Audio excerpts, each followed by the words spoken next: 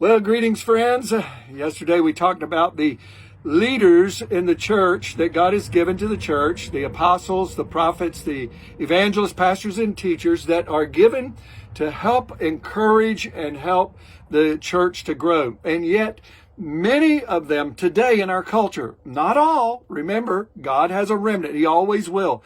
But many today are self-seeking. They have the position for their own benefit. And Jesus addressed this problem in the New Testament. In fact, in Matthew chapter 23, I call it the woe chapter. There are 7 woes that Jesus is addressing the priest and the leadership of Israel because of their hypocritical. In fact, he called them hypocrites. He called them blind guides. He called them snakes. Jesus was very bold in addressing these supposed leaders that were failing to lead God's people into a depth that God wanted them to be, but wanted them to go. But I notice in chapter 23, you can read the whole book, the whole chapter, excuse me. But in verse number 5, he dealt with the preachers and those leaders who seek to be popular with others.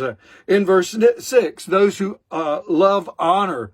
In verse number 7, those who want to be highly honored because of their position and their titles. They say good things about godly, spiritual leaders of the past, but they do not follow their instructions or their example. And they lack an authentic personal relationship with God. And it goes on.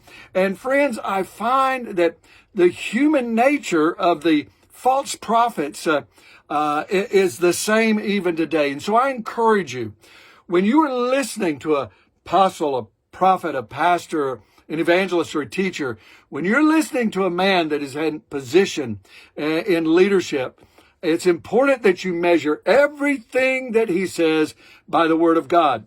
And that's why you need to know the Word of God, because if it does not line up, if there's hypocrisy in his life, then we must not follow after him. We've got to follow after those who are truly the apostles and the prophets, the pastors, the evangelists, and the teachers that God has called. Well, listen, we'll see you again tomorrow. God bless you. Have a wonderful day. Bye-bye.